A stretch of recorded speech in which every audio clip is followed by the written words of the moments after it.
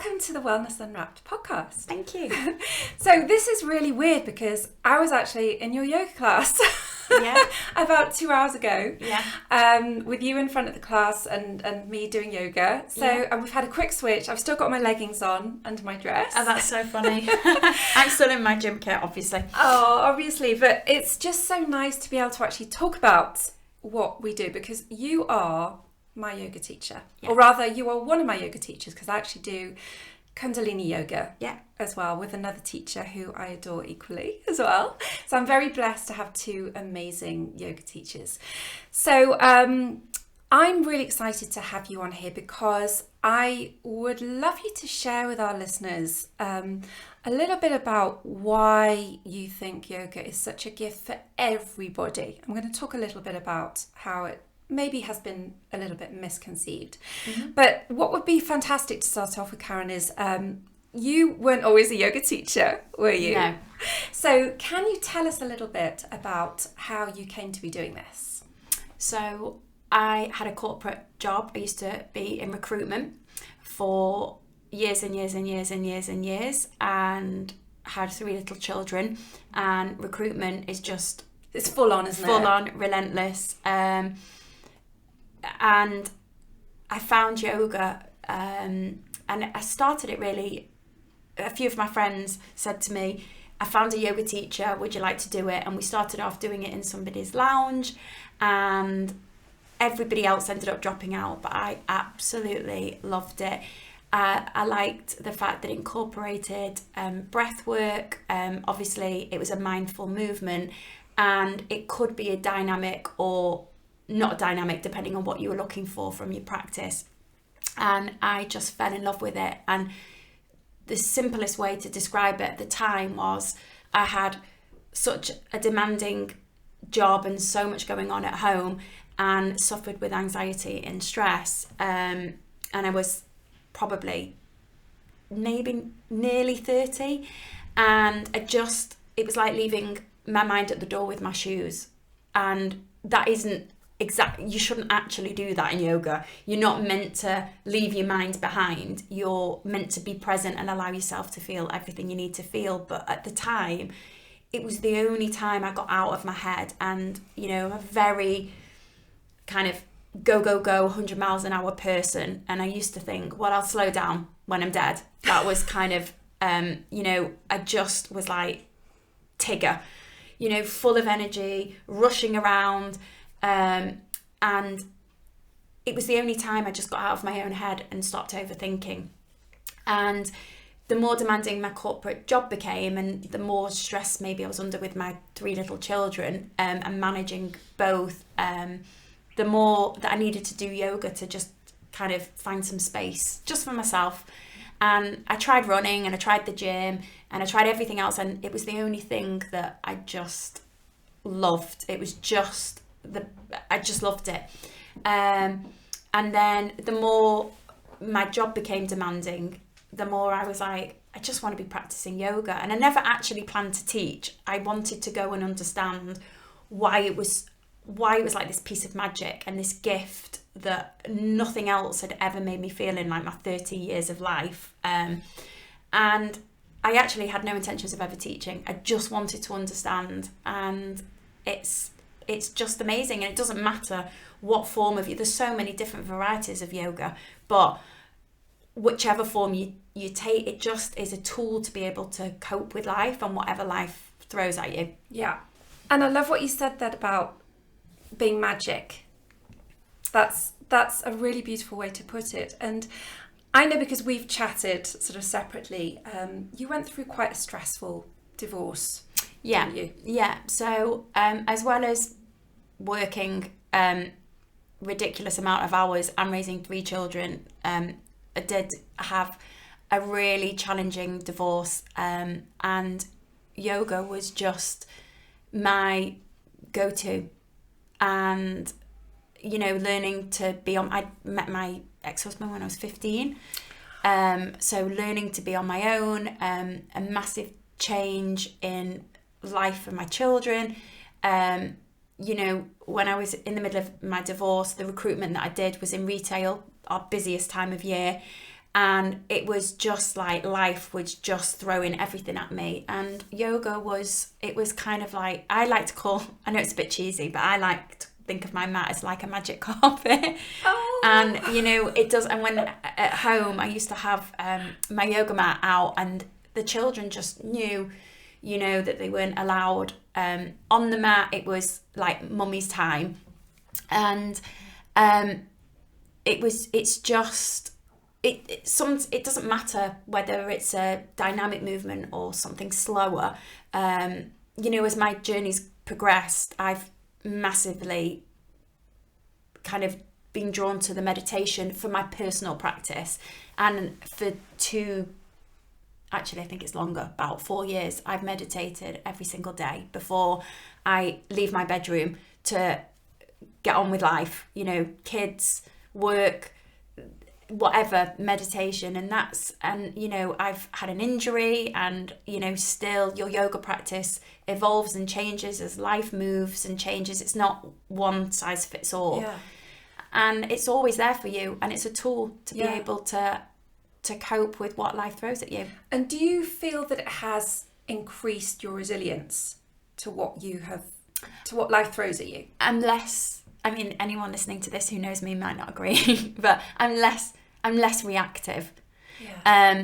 And what I did find when I started yoga, because I'm 100 miles an hour, I was drawn to a very dynamic yoga practice. So actually, just by dynamic, Karen, you mean lots of movement? Just for people who are not familiar. Yeah, lots of movement, lots of dynamic movement. So strength, heat, and because I'm such a yang person, which meaning as in I'm up here, you know, I'm just kind of always upbeat and rush through life. And, you know, my job obviously used to be in corporate was very go, 100 miles an hour, and with 3 little children. And what I found out the hard way is that if you don't have any balance of slowing down in your life, you will crash and burn, or you will get injured. And I learned the hard way. I had 3 cesareans and I had a hysterectomy, and I actually couldn't probably feel my core as much as somebody who hasn't had, you know, 4 operations in the same place. And actually I was hypermobile in my spine, and ended up 4 years ago with a back injury, which actually took me off my yoga mat for 6 months. And for anybody who loves yoga or any kind of exercise, to not be able to move is just, what that does to your mindset is just awful, because then you just get caught up in your own head, and you can't move, and you try and move and your body doesn't want to move the same way. And I'm sure loads of people can relate to that. Yeah. And that actually led me to meditation, and interestingly enough was a blessing in disguise, because it led me onto a different teacher training and teaching people to slow down. Yeah. So that you learn to listen to your body and learn to rest, as opposed to keep pushing yourself. And I was obviously just pushing. And what I needed was somebody to teach me to slow down. Yeah. And my injury taught me to slow down. It did that. One of those messages that you needed. Yeah, and we live in our heads, and we just think that this, you know, just carries our head around with us all day. And actually, when we slow down, an injury will force you to slow down and really pay attention. And you just have to learn to back off and give your body time to rest or heal, and that's kind of what I believe I share with other people, that just taking some time, you know, I liken it, my class, to like having a hot bath, you know, just a bit of or a massage, It does feel like that. And what I love about your class is it's so incredibly accessible. So, you know, I am not a bendy Wendy, and I've been doing yoga pretty consistently for about 10 years, one type of another.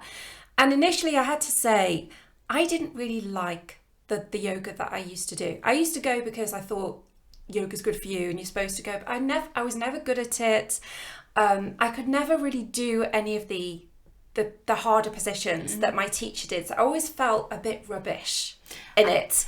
I think you have to, sometimes I'll challenge you guys to do stuff, but I'll layer up your practice so it's accessible to everybody.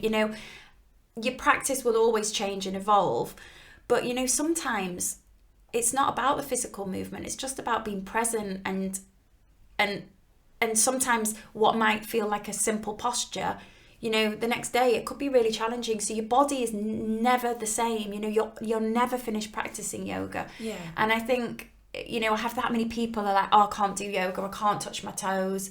That's me. I mean, I come from a whole line of people who can't touch their toes, and I still can't touch my toes after 10 years. But if you bend your knees and you use a prop, so as you've heard me say, the props do not mean that you are rubbish at yoga. And obviously at the moment with the circumstances, we're not able to get people to use props in the studios. But I get people when I teach on Zoom to get creative with props at home, like grab a dictionary or a book. And actually it's bend your knees if you can't touch your toes, and then I bet you can touch your toes. Yeah. And I think that's why I was drawn to your class is you get people with all shapes and sizes, all ages, don't you? All age. And I think my oldest client at the moment is 80, and I think my youngest is maybe in the 20s. Yeah. But surprisingly, more men doing it than ever before, because it's about mobility, not flexibility. My class, and the beauty of the people that I work with is if a bendy Wendy comes in and they're anxious, then the class should be accessible to them, because we can help slow down the fluctuation of their thoughts by just slowing the body and the breath down. Yeah. But if somebody wants something more challenging, I can then send them to a teacher that's going to be able to give them the experience that they want. I know, for me, I don't actually want anything more challenging. What I love about so it's yin yoga, isn't it? It's not, so yin is a very different practice than what I teach. It's a restorative flow. So and traditionally you wouldn't normally flow through a restorative practice, kind of just for anybody who is a traditional restorative teacher. It's a mellow flow. Okay. It's designed to slow you down. It's what I love practicing. And if and I share what I love. And that passion really comes across. Yeah. And your class, I go to on a Monday lunchtime. It's 45 minutes. So because I'm also a kind of busy, haven't got time to do this type person. Yeah. But that 45 minutes, I swear I come out a different person every single time. Yeah. And I think a lot of people listening might be thinking, yoga's not for me. I see the pictures on Instagram of people doing these incredibly intimidating poses, often in quite flashy locations. And to be honest, in my absolute naivety, I used to believe when I saw those pictures of people standing on one leg, on a beach, I used to think they were doing yoga until I went on holiday a couple of years ago for our silver wedding anniversary to Thailand. And I saw what people were doing. They were literally standing for half a second, getting someone to take a picture of them, and they weren't doing yoga. And I was like, this has all been a huge con. All of this stuff that I've been looking at on Instagram, they're not doing it. And I had felt intimidated. Yeah. I'm not to say that people never do yoga on the beach, but it's not, I think yoga looks a little bit up itself, if I might say that. Yeah. And it's really funny. My Instagram is normally a very, very kind client who's let me set up shop in their in a different or in my garden. It's really hard to do yoga. I don't know if anyone else agrees with me, but I've done yoga on the beach. It's really hard, in the sand to balance, and I don't know, But it's part of that whole image, isn't it, of this kind of unattainable, aspirational, look at me with my beautiful beach body and my wonderful designer yoga wear. And I think what you encapsulate, I think, is the opposite of that, which is you're very normal. Yeah, and I think that's kind of, it's a practice for everybody, and I'm not, and maybe the bendy windows aren't drawn to my class because it's too passive, and that's fine. But, you know, I'm a mom of 3 children. You know, I don't get to go and practice on a beach. You know, and it's one day I hope to, you know, one day I'd love to go and teach yoga on a beach. But my children have to grow up and, you know, leave home first. You know, and it's an accessible class. You know, some people just need, like you say, just 45 minutes just to just leave life at the door and just have some time. It might be the only time they get to themselves in the day, you know, and then they've got to get back onto that treadmill. And, you know, that's why I suppose on my social media, it's all very accessible postures. It's for everybody. Some days you might feel that you want to challenge yourself. And some days you just need to slow down. Yeah. So you don't have to be a gymnast, because I'm certainly no gymnast. You know, I couldn't do a handstand when I was at school, you know, and I can't do one now, age 49. So that's why I always found that side of thing, you know, it just, I never quite managed it. Yeah, and then and the thing is, and I say it all, I've said it for years, yoga is like a buffet. Yeah. You know, there's something for everybody on the yoga buffet, you know, and that's why I love working in a studio, because there is something for everybody. And actually, whether you're brand new to yoga, you've never done it before, my class would be a great class to begin. It's accessible. And if you're injured, it's also great. If you're not very flexible, it's great. And if you're stressed, it's great. And everybody could do with an hour of slowing down or 45 minutes of slowing down. And then it's okay if you want to stand on your head. I know a million teachers that I can refer you to that will safely be able to get you to stand on your head if that's what you want. Yeah. But my practice is not about that. My practice is all about feeling. And if I could get everybody in my class to come in and close their eyes and move with their eyes closed, it doesn't matter for me what the postures particularly look like. It's more important for me how they feel. Yeah. So tell us about the benefits, because the benefits are so wide ranging. So the benefit for my class would be it's a great complement. So if you go to the gym, you lift weights, you run, you cycle, you swim, you know, everybody before they run should, you know, warm up and cool down. It's more stretching. So, you know, you want the muscles to relax, so we can kind of start to just get into the connective tissue, which are your ligaments, your tendons, your joints, your fascia. So it's great for insomnia, anxiety, stress. It's the perfect complement to a life of busyness.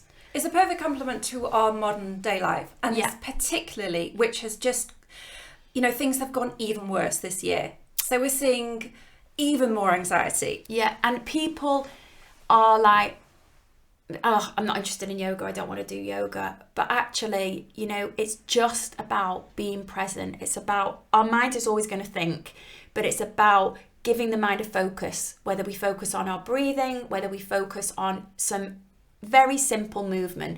And it's nothing heroic. It's just a very simple practice to get you to be present in your body. And we're retraining the mind to come back. So when we wander off with our thoughts, because our mind will project us into the past or the future, I'm redirecting you. Well, what's going on with you? Have you remembered to breathe? You know, and most of us forget to breathe, or the breath is short and shallow. So I focus on getting you to slow down your breathing. And when you can slow down your breath, the hope is you can slow down the fluctuation of your thoughts. Yeah, and that is what happens in your class. That's why I really, really look forward to it, and I really missed it during lockdown. But I had to kiss quite a few frogs to find your class. I found it kind of quite late in life. So I would say to people, if you've tried yoga and you just didn't gel with the class or the teacher, you know, keep looking. I mean, I went to a class once at a leisure centre, and we were all a group of like middle-aged ladies in our leggings and t-shirts, and this guy struts in to the front of the class, struts up and down, kind of looking us up and down. Very buff guy. And the first thing he said was, Well, I just want to tell you that nobody has ever failed my class. And I'm thinking, what does that even mean? What does that mean? And I could just tell that this was the wrong vibe for me. You know, I was thinking, what do you think this is? Like platoon. And I actually feigned an injury and ran out of the class because it wasn't for me. I think I know it's nobody wants to say, like, it's like finding a hairdresser or a mechanic for your car. Yeah. You have to shop around. You have to find... shop around. You've got to find somebody who... I mean, in my class, I get my lefts and my rights wrong. I've got an injury. I'll comment on my injury, be like, I don't know if anyone else can feel it, but I can definitely feel it. It makes you more human. Yeah. Because I would put you on a pedestal.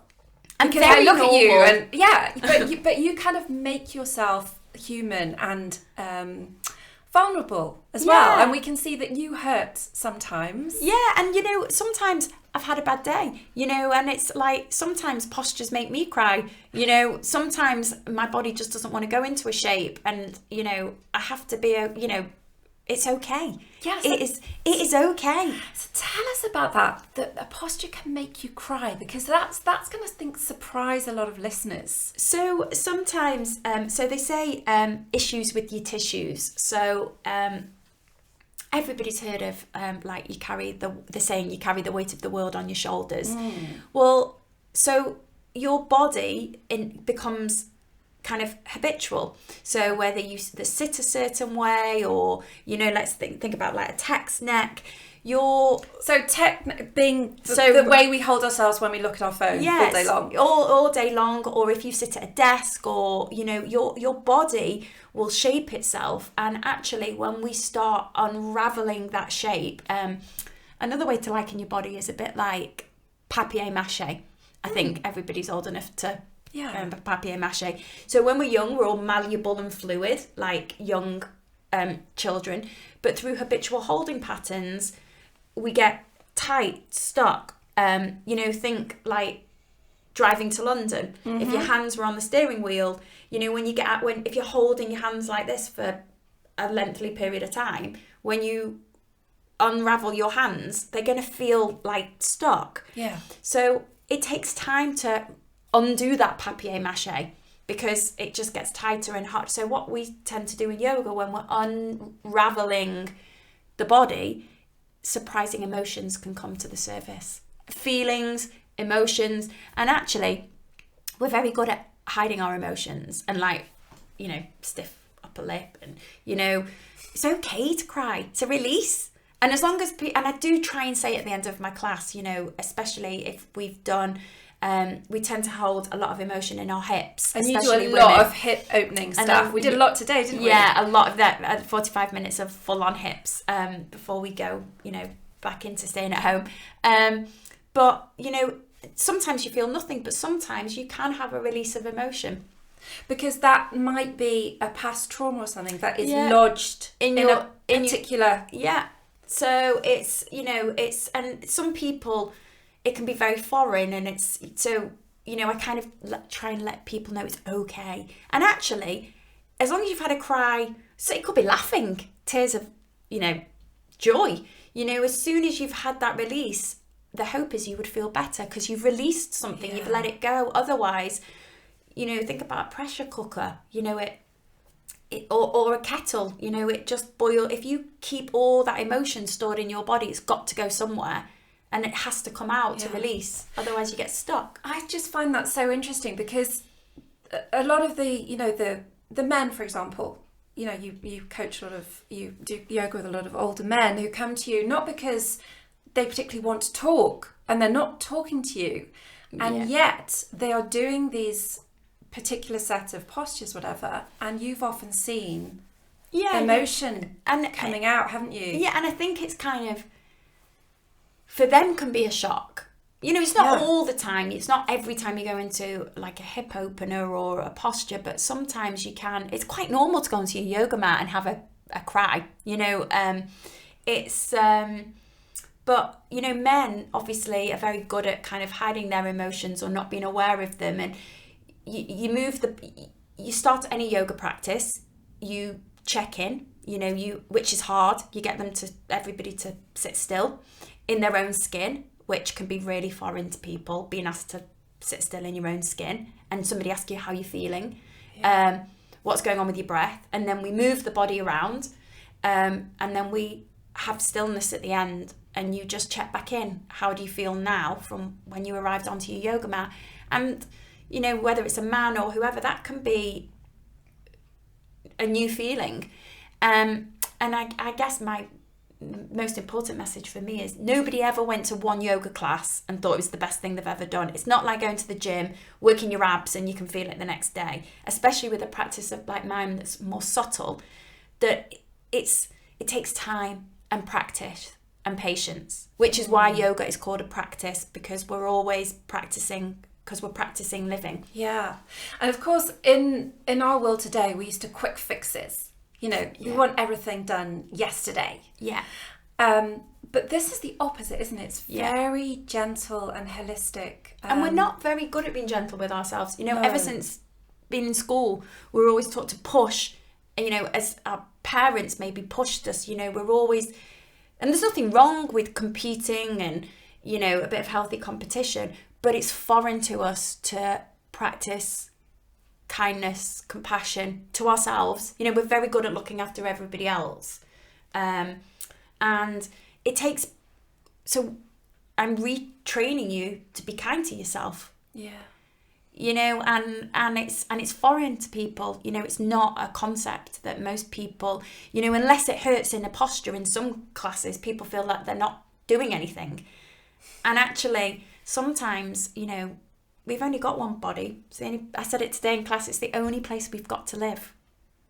And most of us we live outside of ourselves. And that's foreign to most people, but hopefully people will feel after a period of time the benefit of it, and that's whether they've caught their breath. And the idea of the practice is, off the yoga mat, the yoga still continues. Yes, absolutely. And I know for me, I definitely feel calmer this afternoon for having done that 45 minutes. Yeah, and it's tools to be able to not to be more resilient or not react. Yeah. So if you're late for a meeting and you're stuck behind a learner, and rather than getting frustrated, take a breath. Yeah. And actually, it's okay. In a meeting at work where, you've got deadlines, or you just can't cope, it's actually about taking a breath. I think I was teaching a breathing exercise a few weeks ago, and a client said that they used it when they went to the dentist. Oh, that's amazing that they remembered it. Yeah, so it's the very simple breathing techniques. Yeah. Again, there's nothing that you can't use in the rest of your life off your yoga mat. So today we did box breathing. So breathing in for 4, holding for 4, out for 4, holding for 4. Yeah, so it's very soothing, it's very calming for the mind and the nervous system. Yeah. There's lots and lots of different breathing techniques. But that, for me, I think is, and people can remember it. You could do different variations of it. There's lots of different ones, but it seems to be the one that people can come back to and back to and back to, even at the dentist. Yeah. And I think particularly now, when we're seeing rates of anxiety, depression, all these stress-related conditions just going through the roof, I just think this is more pertinent than ever, that there is this incredibly accessible, very simple tool that people can do either for free or for not very much, with very little equipment in their own home, with very little floor space. You really don't need very much. You don't even need a yoga mat. You don't even need a yoga mat, correct. And we need it. We're desperate. People are really struggling on so many levels. And interestingly, I don't know if you've read a book called The Body Keeps the Score, but he talks a lot about yoga as a means to release trauma, past trauma. It's a fascinating book. And he puts yoga alongside things like, EFT, which I do, as another means for the body to let go of the trauma that they're holding on to, which you talked about. But even if people haven't got, they think, oh, well, I haven't undergone, a huge trauma, but we're all carrying a hell of a lot of stress, aren't we? And as you say, it has to be released. Yeah. Otherwise, it just builds, and then we get a chronic condition, or we have a nervous breakdown, or whatever. But some people, like you say, some people don't even know they're stressed. But everybody has a challenge in life, whether it's a meeting, a deadline they've got to get to, whether a child that's just, I don't know. I'm at the teenage stage now, but like a teenager that's not listening to your parenting skills, mess at home. I don't know, stress is different for everybody, but everybody can benefit from just taking a breath. Yeah. You hear people say, just before people do a speech, and some people might not associate it with anxiety or stress related, but like you say, the body holds the score. What the mind suppresses, the body will express. Yes. It's so profound. That's so true. And it can be something as simple as a child's pose, which is, are you able to explain what a child's pose is? So there's for me, and everybody who, if anybody is listening that knows me, there's two postures that are my go-to for myself, and that I would suggest to somebody, and you don't even have to do yoga. So one of them is child's pose, where you would come onto hands and knees, and then you would bring your two big toes together. Your knees could be wide, and then you drop the weight of your hips back to your heels, and then your forehead would come down to the ground. So you could build a pillow with your forearms and let the head rest. You could wrap your arms back behind you or extend your arms forward. So it's like a fetal position. And it's so grounding, isn't it? It's so calming. Yeah. So, and sometimes, this week, I don't know if you've noticed at the beginning, sometimes I get people to do a little small movement, whether that's rocking the contact with your forehead along the ground. That's very soothing. Rocking your sit bones across your heels. Again, that rocking action is very soothing. Sometimes if people are lying on the back, I would get them to rock the back of the head very slowly. Again, slowly. That's very soothing. But that grounding action is the fetal position. And you're drawing your awareness away from the world around you. And in yoga, it's called pratyahara, where you bring your awareness, you close your eyes, and you bring your awareness back inside your body. Yeah. And you almost feel cradled, don't you? When you were talking about that moving the body in a kind of rhythmic way, it just makes me think of when my kids were little, and I would just, just that patting of a baby, on the bum. I was chatting about this to one of my friends. I used to love that, when you've got this tiny... and I guess this is self-soothing, isn't it? What you're talking about. Yeah. So before Corona, we would normally adjust or assist in a class. However, I would rather people before Corona feel it for themselves, because that's just you need to feel it. You need to feel where you need to get in touch with your own body and feel it out, because what might be tight for me, or sometimes that fetal position isn't accessible, especially maybe if you're, you're a runner, or men don't tend to find it as comfortable as women because they're not quite as mobile. Although you told me about a lady who had quite large... Oh, so if you've got that, so I had a client, you see the thing with my classes, everyone is always happy to share stuff with me. I think I'm maybe that accessible. And she had, her bust was larger, and she came to me at the end and she was like, the problem is I couldn't have my thighs touching because I had nowhere to rest my chest. So I said, well, you just need to open your knees a bit wider, and you could always bring a block or like a dictionary under your head if your head can't touch the ground. And my other go-to posture is legs up the wall. I knew you were going to say that. So for me, and when I'm like really stressed or being teaching ridiculous, or my children driving me, because my next door neighbour says I'm very zen and I'm very calm in my house. Not so sure with 3 teenagers I am, but legs up the wall is, so you take the side of your hips right against the skirting board. It does take some getting into if you've never done it before, and you swing your legs up, and you lie basically with your spine in neutral on the ground and your legs up, and it's great for lymphatic drainage. It's great if you've got insomnia. It's great for anxiety. And if you never practiced a yoga practice in your life, legs up the wall. Yeah, because all you need is a wall. Is a wall. As you say, you don't need a mat, you don't need anything. No. And I often say to people, as a way to kind of let the day go, especially now people are working from home. Yeah.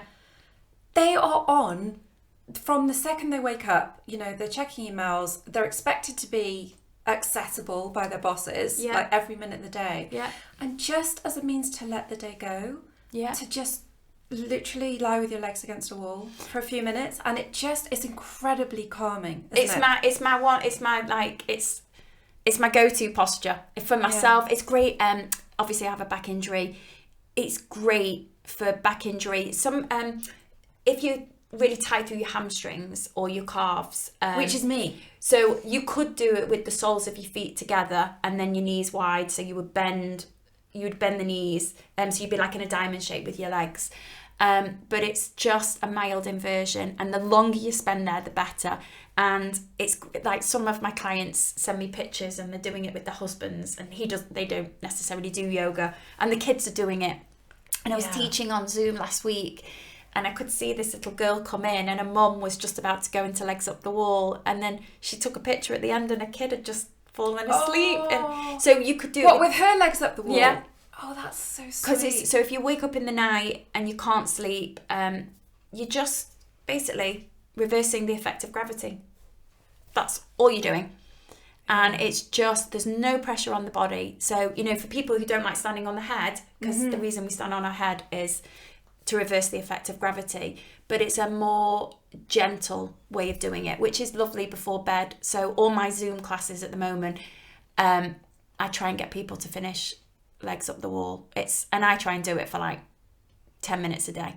Yeah, I think it is, whenever I've done it, I've always been just taken aback by how profound the effect is. Because it looks like nothing. You're not like doing anything, as I say, heroic. No. And yet you literally feel a change in your nervous system. But it's when you come out of it, and I try and get people, especially when I teach it privately, to people when they come out of it, take your time and come and sit in any seated posture with your back against the wall when you come out of it, and just give yourself a moment, and that's when you feel the benefit of it. It's just like even if you don't have a spare piece of wall at home, you could do it up the door, the couch, the bed, and it's just, not everybody would agree with me, but for me, I just think it's really. It's obviously you won't be on your phone at the same time. I wouldn't suggest checking your emails at the same time, or having a chat with your mum on the phone, but because that would negate the whole point of it. The point is that this is a few minutes with you to connect to yourself, to your body. And even if you're not sure, if you're not into yoga and you don't get the breath, because most people, when you're trying to teach people how to breathe again, or connect to the breath, the mind's wandering from this to that. Well, that's what the mind does, doesn't it? Yeah. So even connecting your hands onto your body, so whether it's one hand at the belly or the belly button, one hand to the chest, and that again will help you feel connected. Yeah, and I think it's very, again, self-nurturing, isn't it? It's that self-touch. And at the moment, so many people are starved of touch because they're isolated, they're removed from their loved ones. And we know that touch is such an important part of us feeling well. But I think we forget about self-touch. Yeah. That just that feeling of hands over your heart. Oh, it's lovely. It's like... it's so comforting, isn't it? I used to teach people, I don't do it so much in class at the moment because of washing hands and everything, but another way to do it is, if you were to rub your hands, I won't do it, it'll sound awful on the microphone, but if you rub your palms together till you can create like a tingling and a heat, and then if you take the palms of your hands and you gently press them over your eyes, that's really, we used to do that. Yes. That's really grounding and soothing. Just gentle pressure on the eyes, that's the same effect as rocking the head in child's pose on the ground. Yeah, and I love that these are so simple and so effective, and that nobody could listen and think, well, I'm too heavy to do it, or I'm too...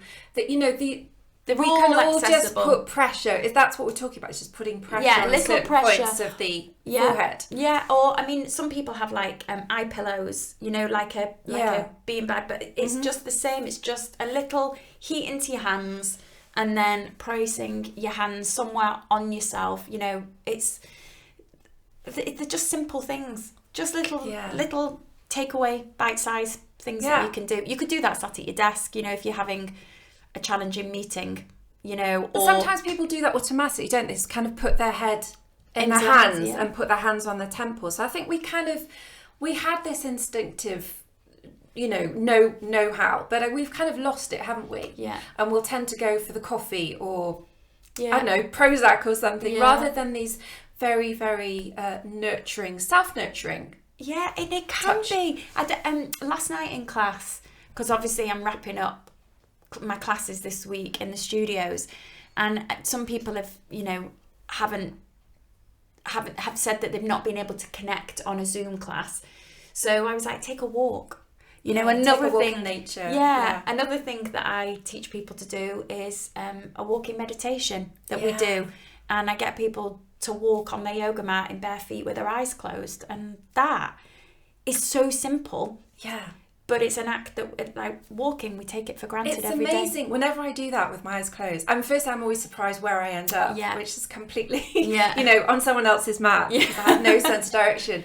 But it's, when do you ever focus on your sole of your foot and your heel? And we just walk, and we walk probably on the phone, and you know, and trying to do 1,000 different, and that's even just walking. It's so hard, right? It's crazy, isn't it?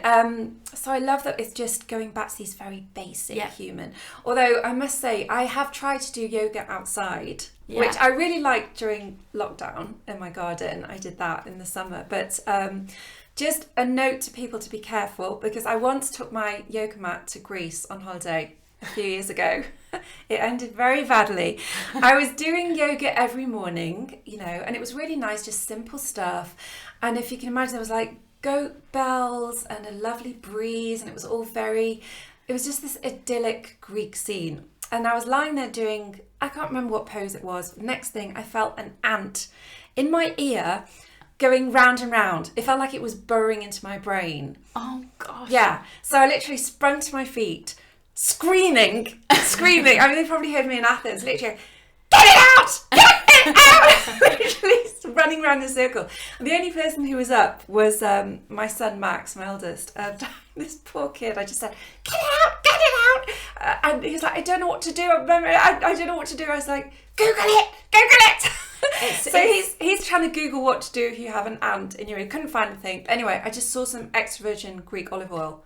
Best thing for everything, and you know, we put some in and that. Oh my gosh, it is different doing it outside. It's just, I mean, I've been on holiday doing yoga, and I've looked around, and there's been like a whole, and it wasn't anything fancy, and like people just sit watching you, and it put me off because I had literally shattered the Greek idyll with the goat bells and everything. So, but there is something lovely about being outside in nature, and even if it's just breathing, even if it's just sitting in a nice pot, if you happen to be lucky enough to be by a lake or by the sea. Yeah, and if you live in a flat or in a, you know, sit by the window.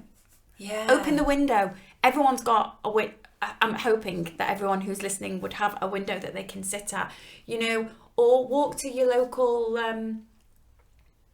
park, sit on a bench, or down the road where there's a bench. Yeah. Close your eyes and find your breath, and then open your eyes and take in everything that you see. I mean, my friends say that when I walk outside in nature, it's like I've never been outside before because I take everything in. Look, and a tree, like everything, because it's, for me, being outside in nature gives me, and gardening gives me the same feeling that I get from a restorative yoga practice. It's you're connecting, and obviously when the weather's better, if you can walk with bare feet on the grass, you know, that's really grounding.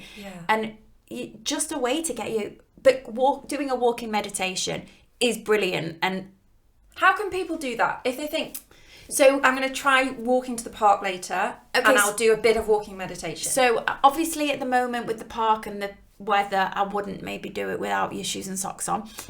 You'll still have the same kind of effect. In the summer, take your shoes and socks off, walk bare feet, eyes closed. It's harder than it looks, right? Yes. In the weather now, like, just go outside. Make sure that you've got a big run or something that, you know, you're not going to fall over, and trust yourself, which is the hardest thing. And it doesn't work if your eyes are open. And close your eyes and start walking. And you can't slow it down, don't you? You really slow it down. So I normally in class would say to people, so first of all, I get you to stand, eyes closed, and I get you to rock your weight into your toes and your heels lift. And then you rock your weight back into your heels so your toes lift. And then we rock side to side, because shoes are toe prisoners. So normally we're not even connected to our feet. They're squashed into shoes all day. And then really connect to the different sides of your feet. That, again, like, most people haven't ever thought about the different sides of the feet. And then once you kind of feel grounded through your feet, then maybe start, I don't know, with your right leg. And then just lift the heels, the arches and the toes. Maybe notice the moment where you're balancing on one leg. Again, eyes closed, balancing on one leg. More challenging than you would think. And then slowly, as slowly as you can go, walk forward. And then notice the moment you're elevated and on the other foot, and you start walking forward. Yeah. And if you want to make it even more challenging, try heel to toe, because that, as you step forward, heel to toe, is more challenging. And it's so simple. You know, you don't have to be flexible. You don't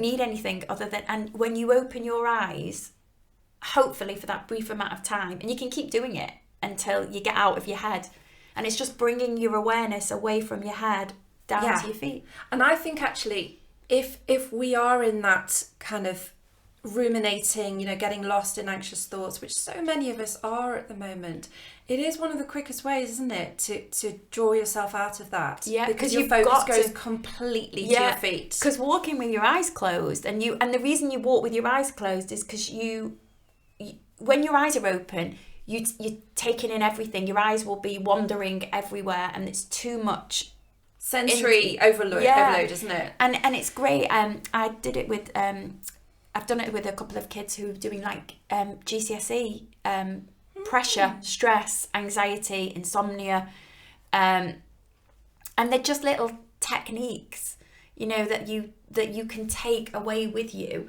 And the more you do it and you implement these little techniques into life, it's just, you know, my piece of advice for people now, and I said it in class this week, is if you don't go on your yoga mat during these next lockdown, these next few weeks, go for a walk. You have to get outside in nature, you know, or just go and sit outside in nature. That's the most important thing, just to connect. Yeah, that's so powerful. Yeah. So is that your kind of, would that be your final word to listeners? Is just to try something small, even if they don't need to find a yoga class or an online Zoom class. It's just to maybe experiment with. Yeah, these little techniques, just that you can, you know, and, you know, don't be frightened to, if you do fancy yoga, don't be frightened to try a yoga class, or, you know, take care of yourself before you take care of everybody else. And you'll be more equipped to cope with life if you've got tools that you can implement. And, you know, taking a deep breath, sat at your desk, you know, breathe in through your nose, always breathe in through your nose, and sigh the breath out of your mouth, you know, that again should calm you down. Yeah. And I think, especially now when so much has been taken away from us, you know, people can't go to their gym, the swimming pool, whatever. Yeah. We need to be empowering people with these simple techniques that are accessible to everyone. So I want to thank you so much for coming on and sharing the magic with other people. Thank you so much. And please try a yoga class, like, you know, and then, you know, come back to you and tell you that it's changed their life. Yeah. And so where should they just kind of look on? Because now there's so many Zoom classes. I mean, and there's stuff on YouTube. Oh, there's so many amazing teachers. You know, if you know, just, I'm sure that you might, if depending on where you live, you know a million people. If people don't live around here, you know, there's always somebody who knows somebody. And if you see someone on Instagram and you're really kind of drawn to them, send them a message and say, hi, you know, can you recommend a class? You know, we teach on Zoom for the studios I work for. But there's so many amazing, you know, do one on YouTube. Yeah. And go for something smaller, a shorter. Don't, you know, maybe do an hour. You know, maybe start off with 20 minutes. Yeah, and perfect. But do it for a few weeks, you know, even if it's twice a week, just give it a period of time. Anything worth doing takes time. Yeah, lovely. All right. Thank you so Thank much you so again, much for having me. I'll see you soon. See you soon. Thank you.